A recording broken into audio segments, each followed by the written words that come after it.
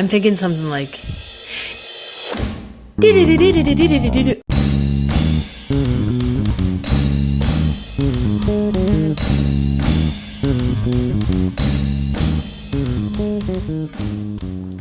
It's a public episode, just me and Mel. It's a public episode, me and Mel. Okay. Thank you for that lovely intro. It's our new theme song. Okay. That's what I do when I'm bored, just saying. That's what we're talking.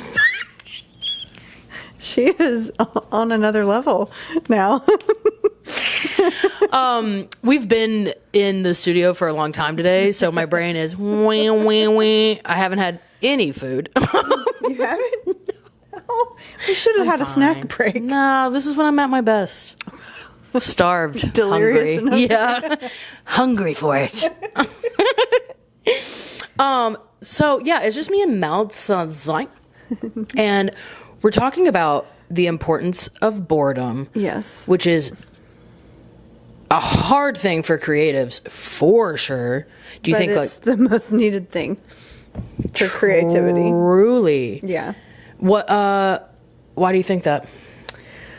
Because there's a lot of like the dopamine and stuff like that we get when we're like keeping our mind busy on things, and it doesn't allow your mind to be still enough. So boredom, it allows for daydreaming, like where creativity can happen, right? If you're like when we stay stuck in social media or in our work or in these tasks, that's all we have the space for. That's what we're focused on, versus creativity comes from the unknown. Like, damn, it's new things have to be able to emerge. So think about when you always hear like good ideas come in the shower or when you're running, because when you're in the shower, you're doing a methodical thing. Like you do things in the same order, like to where you forget, like, have I washed my hair yet? Did I already put conditioner in my hair? Or did I shave both legs or just one? Because you're doing something so methodical, you don't have to think about it. So that's where you're daydreaming. So that's where new ideas can come when you're bored. Or like running. I'm not a runner, so I have not experienced this, but I hear it a lot. They say, yeah, it's just like you're in this monotonous thing that your body knows to do, and you don't have to think too hard about it. So it allows for more thinking to happen. That is so true. Makes so much sense. I've experienced it. But as a business owner, I get stuck in a loop of feeding the beast. Yeah. And we don't have time for boredom. I don't have time for boredom. Yeah. My off days are spent doing admin stuff. Same. This is one of my admin days. I was literally talking to Alex today. I was like, oh my God, Thursday I pretty much have the day off. I just have a workout class. And he was like, yes, a day off, Amber. He's like, don't send an email. And I'm like, well, that's insane. Yeah. I have to I have to do some work. But do I? Do you? What's the have to? Things are on to me, that is what's gotten me to where I am. And if I can't let it, like, if I let that slip, then the next day I'll have just a whole more pile of things to do. I think you should set up an email response, an automatic response to emails that says that if it's Thursdays, like, I'll get back to you as soon as possible, but on Thursdays, if you have an immediate need, reach out to my managers and here's their contact information. Something that sets a boundary, you're right, that lets them know the expectation of when they'll get back to you. You're right. Something that it lets you see those emails and kind of calm down a little bit and not feel like you have to like immediately respond, because they've gotten that response from you that lets them know what they need to do if they need something immediate, or that you'll get back to them the next day. Yes. Two things. One, I feel like a good girl when I do things quick and fast. I'm like, are you proud of me? Did you see that? That like I'm like, ee! And it's a dopamine hit. It is. Yeah. It is. And sometimes they don't have to be like, oh my God, that was so quick. I'm just like, I'm so quick. It's the same thing dopamine hit with like social media and things like that. And so this Yes, girl. your performing perfectionist part is you're getting dopamine hits from it, and there's no creativity in that because you're focused on this task of getting another dopamine hit. You're so freaking right. It makes me okay. Oh fuck. Okay, there's so many things I want to say. Yes, that makes me think of, I post a clip Monday through Friday every day. And that takes a lot of time. Girl. Thankfully I have people that help me cut it up, but like what I do is like I'll post it, I'll do the caption, and then I respond to every single comment. That's a whole other job in itself right there. Crazy. That's half my day. Yeah. Is my brain is like, da-da-da. I rarely put my phone down. You know what I'm saying? So I think, I get on stage and that's where I'm able to flow and be like, oh, what are my thoughts of today? Like, that's how I choose to write, is like, I'll get up and just talk. And that's like my skill. But the days that and here's the second thing I was going to say, with this new management, they're like, they keep saying, Brad, I love him, but he keeps saying, I'm your glorified assistant. And I'm like, please stop saying it. Don't say it makes me feel weird. But don't be mean to yourself. But they're basically saying, they keep saying like, we are taking care of everything so you can just be an artist. We just want you to be creative. That's all we want you to do. And I love that, but I am, again, it is a little hard to let go just because I've lived in the hamster wheel of it all. I think it's the process of undoing some of that, letting go. But can you let them handle that stuff? Because when do you have creative time? Because that's literally your job. Fuck.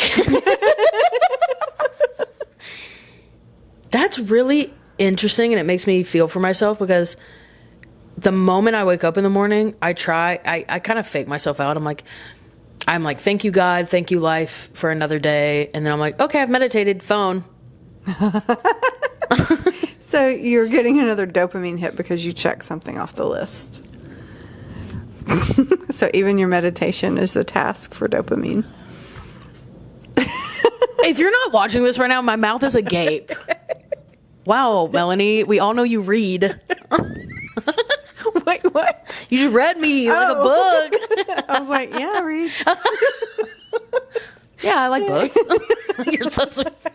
What was that about? Damn, dude, that's facts. Most of our days are oriented around that tasking and completion and moving through. One, it's part of the culture we live in, the digital world we live in as well. So it's, yeah. So you brought this topic up. What has been your experience lately, and what even made you be thinking about this topic lately? I talked about it with a client that I was doing an intensive with. Okay. That it was somebody like they run their own business. And I kind of like said that to them of like, when are you bored? Because they were literally saying wow. Like, between some of their like task, that's when they try to fit in exercise. So even if it's just this small amount of time, it was constantly task oriented, everything. And I was just like, when do you have any downtime? And I'm like, you've got to be bored. Like that's a good thing to be bored, because a lot of us have messaging around boredom is being lazy. Girl, preach. And you've got to interact with that. Like, you've got to figure out what that looks like for you and kind of work through it. Fuck, dude. That boredom is a necessity to, I think, being human. We have a need, like, it's a core human need to be creative. But we just don't allow that very much. And that creative isn't, you have to go create art pieces. Because that's a task. Yeah. Creative is just new ideas. It could just be for yourself in your life, of letting yourself be still enough to say, I think I want something different around this, or I want my life to look different. Like, if you're not still, to have some creativity to daydream about what things could be. you know? And I will say sometimes I'll just like turn on the TV and get sucked into an episode, but I don't think that's boredom. I think that's like a little bit of dissociation. Yes, that's not. No, I just want to clarify. Because the task is still to watch the show. Sometimes we can use it as an intentional way to kind of relax and decompress, and that's okay, but that's still different. The goal of zoning out by binge watching TV is to check out and not think. So that's definitely counterintuitive to being bored and creative. So what is boredom? What does that look like? Oh, I mean, it could look like so many things, but let me think. The most basic would say anything that allows you to slow down enough to like have new thoughts. Because think about how much of your thoughts is always ruminating about the past or the future. A large majority. Yeah. And some of the majority. Some of the creative thinking is going to like, okay, well, I've experienced this, so here's maybe what I want this to look like. So there is some past forward thinking, but you've got to be grounded in the present because then it becomes like the task oriented. You know, we're ruminating about, oh, I'll do this to change that. Yeah. Yeah, but just anything that helps you slow down enough. And I'd say the first thing in this, there's steps to it because I mean, at one point I meditated all the time. It was like to where it became kind of problematic because I would have rather been in meditation and disconnected from the real stuff in life.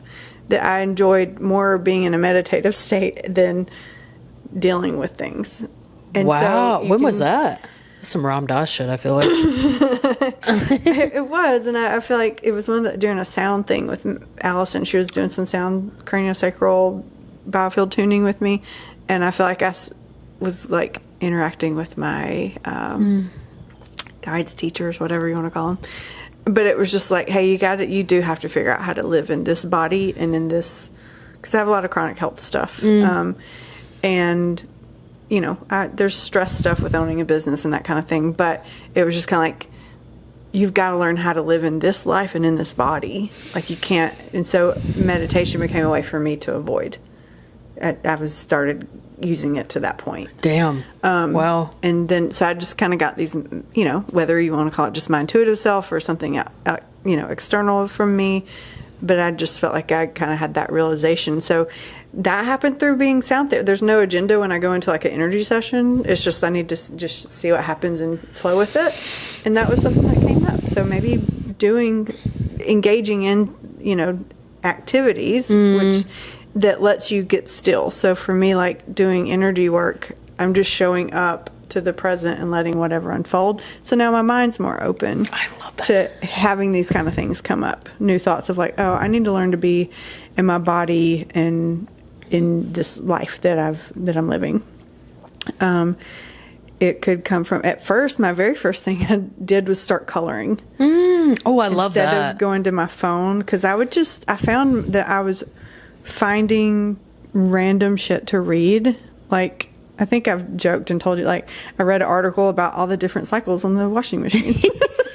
Because I was like, I just would like look for things to read about. Because I was just, my mind, I was wanting to disconnect from like the rumination so much. And so I was like, okay, I got to quit getting on the phone like that and just reading random stuff. And so I just started coloring. Like I got a bunch of adult coloring books and I would color. In the silence? Yeah. I mean, sometimes I might have something on in the background, but mainly it was like I just wanted a single focused activity, because how hard is it for you to watch a whole movie without touching your phone? It has to be a really fucking good movie. That's most people, like, we're doing with the digital age we're in. We are multitasking, and it is like leading to people feeling very dysregulated in their nervous system. Yeah. Because it's hard to sit still. So maybe it's you put your phone away and try to just watch something. So you've got to build into your nervous system not chasing a dopamine hit. Right? Because sometimes we pick up our phone without even there's not a reason sometimes. We just pick it up and Girl. it's just... It's crazy. I'll open Instagram scroll, close it, open it right back up. Yeah. I'll click right back on it. I'm like, I was just in here. Yeah. It's like me seeing myself from an outside. I'm like, girl, what are you doing? Yeah. And I think we all do these sorts of things. So it's not just all of a sudden, just go sit and be bored. It's not, sit in silence, because then you're like, that's not very easy. Yeah. It's just finding ways to start letting yourself like not chase the things that you chase for dopamine. Yeah. Every day. Lately, I've been like going on a walk, and I'll leave my phone at home. Yeah, that's good. Instead of walking with the phone. To where you're just observing the trees. Getting out in nature is always a perfect remedy for a lot of things. Yeah. But yeah, I would say find ways to start putting the phone down a little bit. They say the first thing you do for a dopamine hit in the day is what you will chase the rest of the day. So most everybody rolls over and picks up their phone. Truly. Checks messages or scrolls. It's normally the first and the last thing you do every day. We've become so, I mean, when I leave my phone out of the room, I have the amazing sleep. Like, it's such a different sleep. But that's my alarm clock. You know? I could change that and get an actual alarm clock, but why would you do that? You know? So we just rely on it a lot. Yeah. Yeah. I remember, like, seeing Victoria, my old therapist. One of my favorite things about our sessions together is the first thing we would do is she would do a meditation with me. Close your eyes if it feels comfortable. And so often I would be like, I don't want to open my eyes. And she's like, are you getting this any other time besides right now? Are you doing this any other time? I'm like, no. And that's why I wanted to stay there, because I wasn't thinking. The rules were to not do anything else but sit. Yeah. And I think meditation is a great way to practice, you know, because your mind will start wandering all over the place. And the goal of meditation isn't that we just sit in silence in perfection. Which is what I was trying to fast forward through in the morning. And a lot of people avoid meditation because they think that's what's supposed to happen. But it's just noticing when you wander away from the present moment, and bring it back. And then it's a pattern you're deepening by practicing it. That's the practice. Yeah. Is your mind is going to wander. It can evolve where, like at this point right now, I need more of a guided meditation where before I could just be silent and meditate for an hour.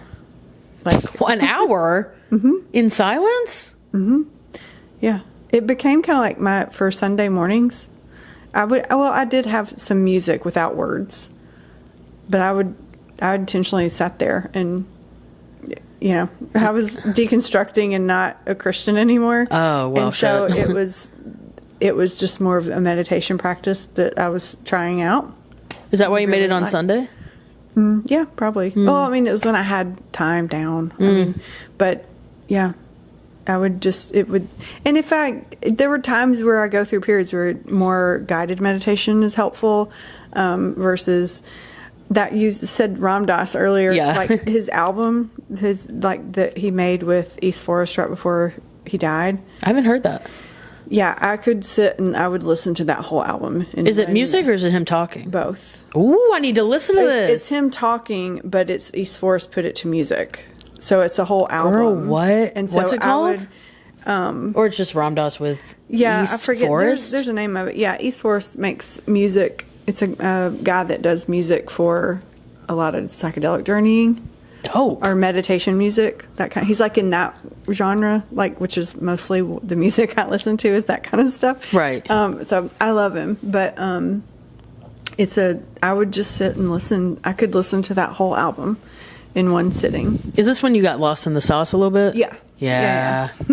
Because it does, that feeling you're saying, you're just like, you're so, but it was like, there were times where it felt like I was having a psychedelic experience. But brain spotting can feel like that. I remember the last brain spotting training I did, and we have to practice with each other. And it was like, you get about 40 minutes to each of you get to process for about 40 minutes when you're breaking up and practicing.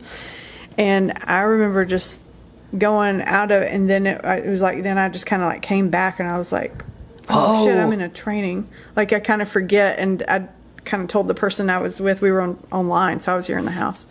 I was like, I kind of forgot I was in a training. She was like, yeah, you're kind of out there. Wow. Like, I was just going through I was having these visualizations of stuff come up and like inner child, like memories and stuff. So I was like walking through just this whole other world.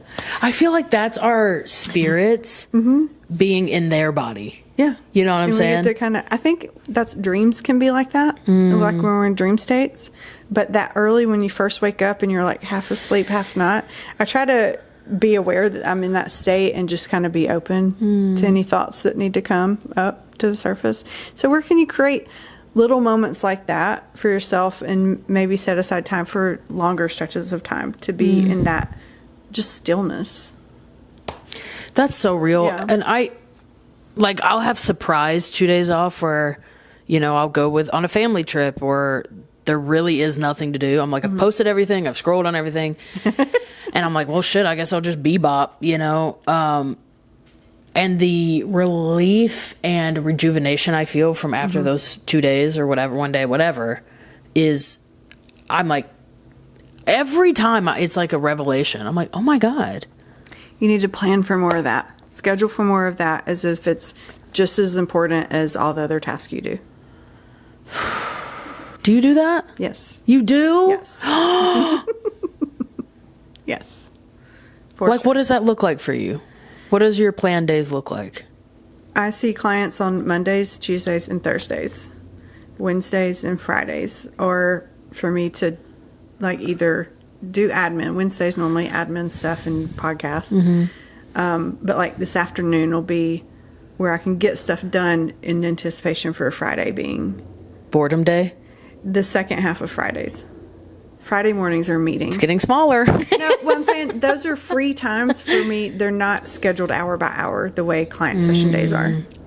So that's when and then the weekends, I mean, as you know, I guard She don't fuck around on a weekend, I'm bro. like, I cannot work on the weekends. Like, because it's like I have to, if I want to keep going and have what I need to do what I want to do well during the week, like, I had to like set hard boundaries around my weekends because when you work for yourself, as you know, like, I mean, granted, I love working for myself, but yes. People get the idea that like, oh, you just get You're just having fun all the time. You get to make your schedule at whatever you want. You don't have to work when you don't want to. And I'm like, no. It's the opposite. You work more than Yes. when I worked for somebody else.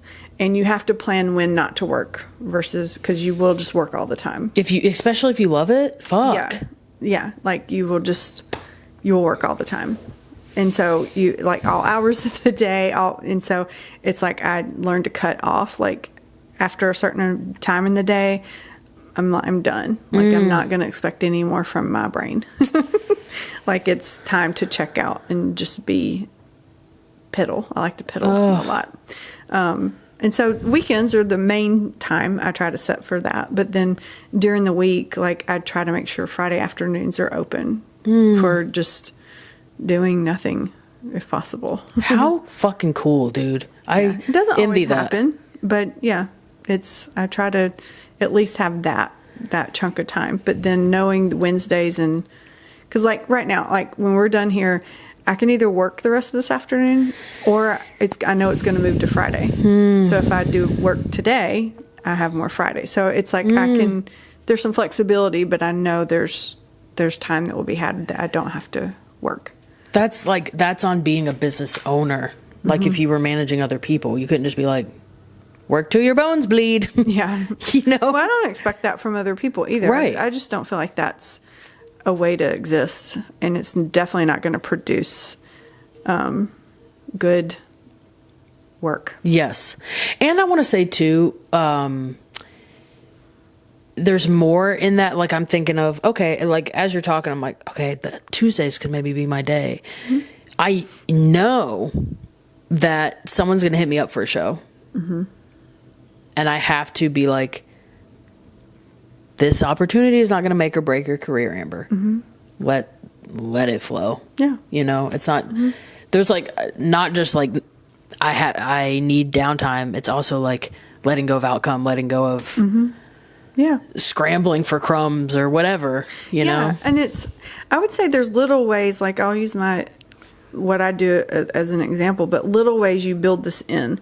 Like, I don't want to start my first thing until 10 o'clock. That lets me have a slower morning to arrive in a place I can give what I have to give. I love that. Versus like rushing. Now, sometimes do I have to do something at 8 or 9? Yes.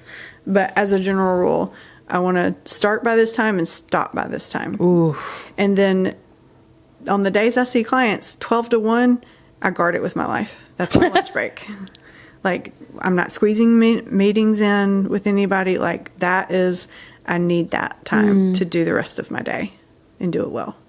And so it's little things like that you can start looking at how you want to mold your days. Yeah. And like, if you've ever emailed me, you get an automatic response from me. Right. And I can't take credit for this. I saw it somewhere else, but it says, I move at the rate my nervous system allows. That my nervous system and my schedule allows. My goal is to get back to you within 3 business days, if not sooner. Fucking love that. And I find it normally does take me about that long to get back, because I used to be I've got to respond immediately to things. And so, like, that's on standing up for yourself, dude. Yeah, but because the people pleaser in me is just like, they're waiting on a response. And because I know what that's like to be the one waiting on the response to get something done. And so, I do my best to respond. So it's not always 3 days, but just knowing I've let them know, like, here's what you can expect from me, helps me stay in that boundary that I've set for myself. Yes. Yeah. And I will say we're talking a lot about our experience as business owners, entrepreneurs, like our own boss. My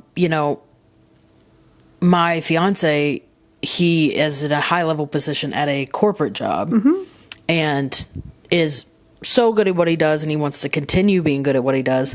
And there are times he does set boundaries for himself. I'm not going to speak for him, but I will say there are times that he gets overwhelmed because he's like, this person needs this and this person needs this and this. And I'm like, yeah. And then, but your interaction with them is not the only thing they're needing. There's someone above them asking them for things. And then there's this other person. So you got to kind of like remember that you're human. There's only one of you. It's not going to be possible for you to do everything perfectly. And when like I'll tell him a lot. He's like, oh, they need it Thursday, but I have this other thing Thursday. And I was like, tell them you can't get it on Thursday. It's not going to be there on Thursday. Like, be okay with saying that to bosses or whatever. I can get it to you this time. Exactly. Yeah. Because I just know that this is hard as a business, as an entrepreneur, like your own boss. But I think it's a different kind of hard when you have people above you and you want to, like, I don't know, your time is like already scheduled for you. That can be hard too. But I would say setting up the expectations on the front end, like the people that work for me, it's something I talk about from the very beginning when they come on, of like, have boundaries. Like, when I can do work and respond, it might be in the evening after business hours, and in no way do I expect you to respond. I expect you to respond when you can and during business hours. And even with clients, it's kind of like, if I respond outside of business hours, they now have the expectation that I respond during those times.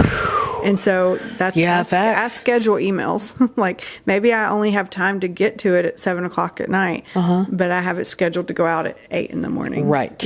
So it's just setting the expectations for yourself and then following them so that others know what to expect from you in their interactions with you. 100%. And I know sometimes having bosses that don't respect your time, right, or your boundaries, can be really hard. And that's sometimes having a hard conversation to get those set, or that may not be a good environment for you to be in.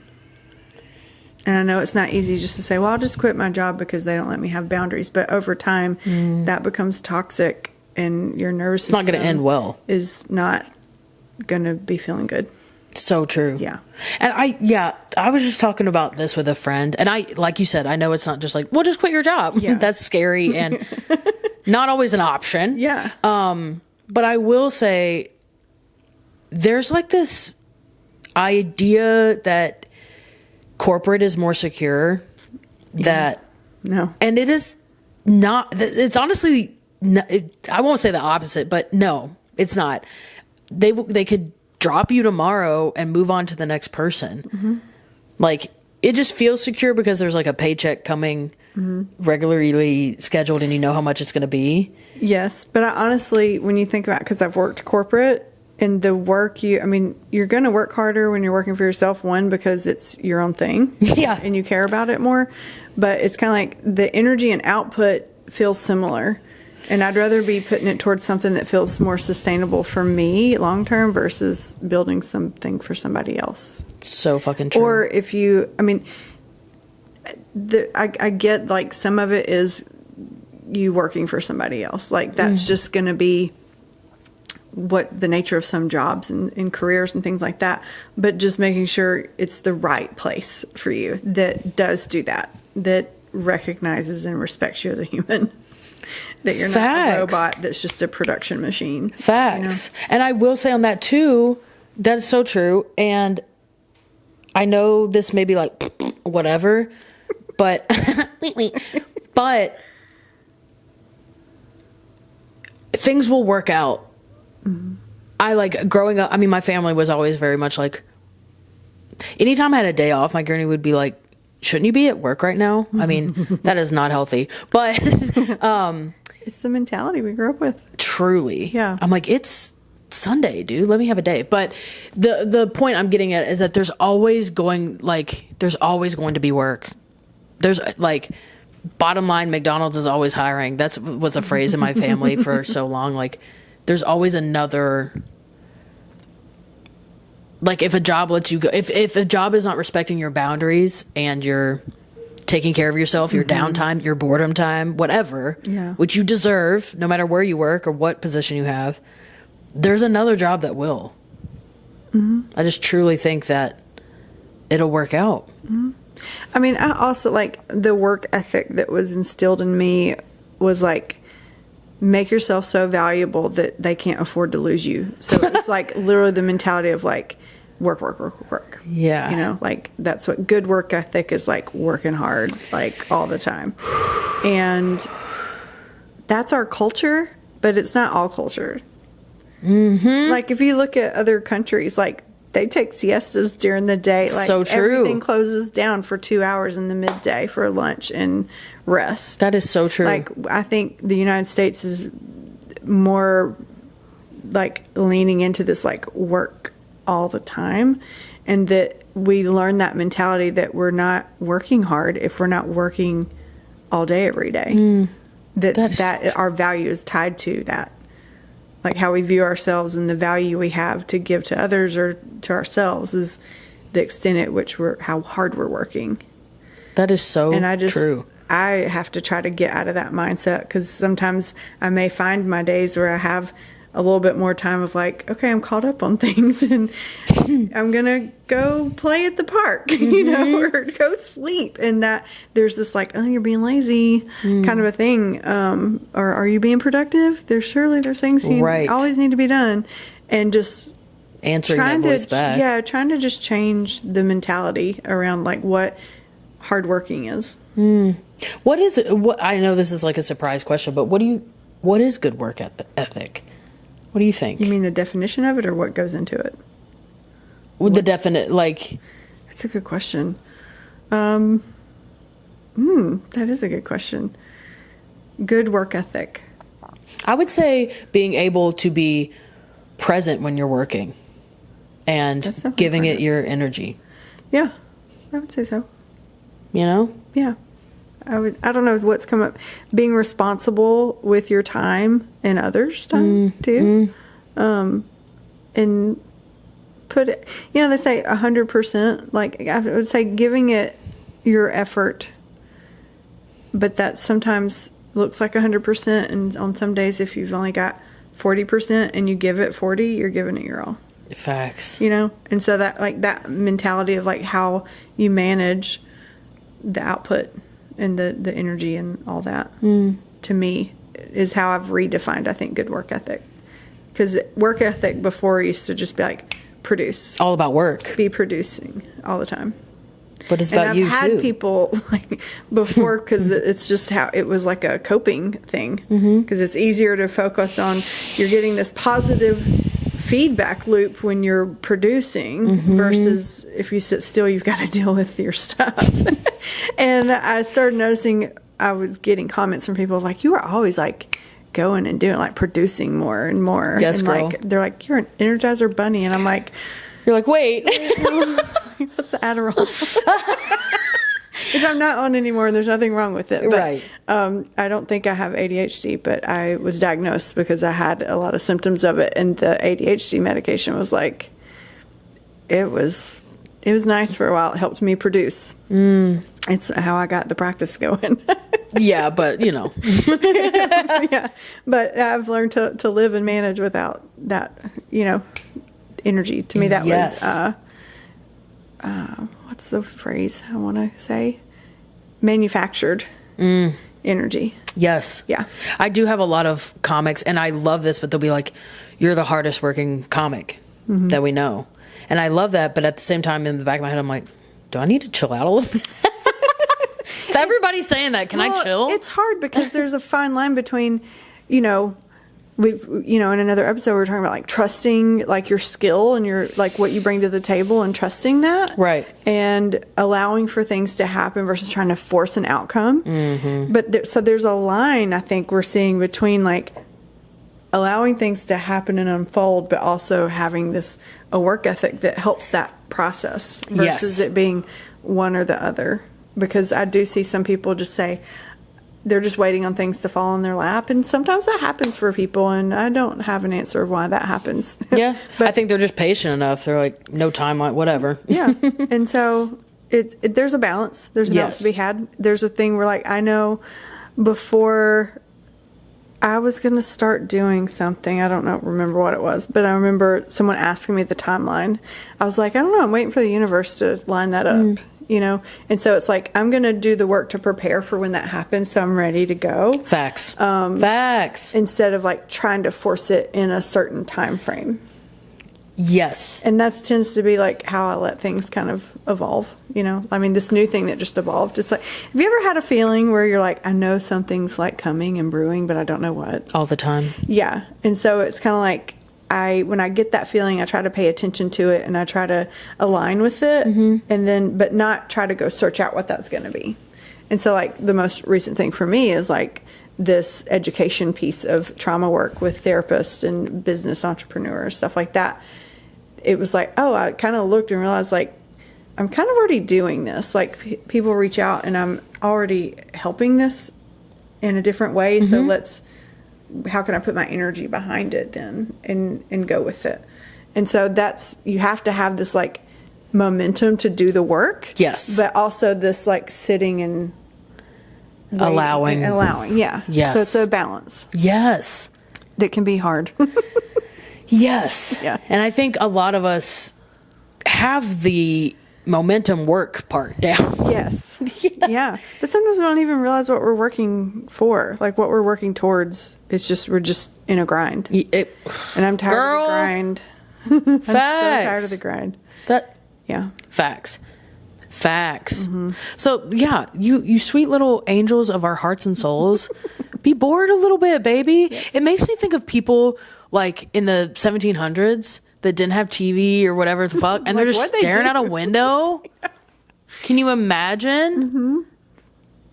They did a lot of poetry and shit, which I'm not encouraging. Poetry is kind of boring, but sorry. Unless poetry's your thing, pop off. Over there. No, just like, truly take some time for yourself, dude. It is going to be a game changer. And I, from this episode, am going to, I want to set a goal for myself of like, for a month, I have scheduled days. Let's see if I can just do it for a month where I have scheduled days and I stick to it. Yeah. I'm going to see what happens. Let us know. I'm going to be like, keep rolling with this shit. Yeah. Get your managers to start managing some things for you. They're like, can we do our jobs, please? No, you're so right. Thank you guys for listening. Yeah, thank you. And If you're not on the paywall, join it. It's only $5 a month, and you get extra conversations. You won't be disappointed. You will not. We love you guys, and we'll see you next time. Bye. Bye. Thank you for listening to I'm Fine, It's Fine podcast. If you would like to continue to support us, please join us on our new Substack, which you can find at imfineitsfine.substack.com. We would love to connect with you there, and we can't wait to continue to grow this podcast with you. Additional ways you can support the podcast are by following us on Instagram at I'm Fine, It's Fine podcast. And you can follow Amber at Amber Autry Comedy, as well as Melanie at Trauma Therapy Nashville. We look forward to your support.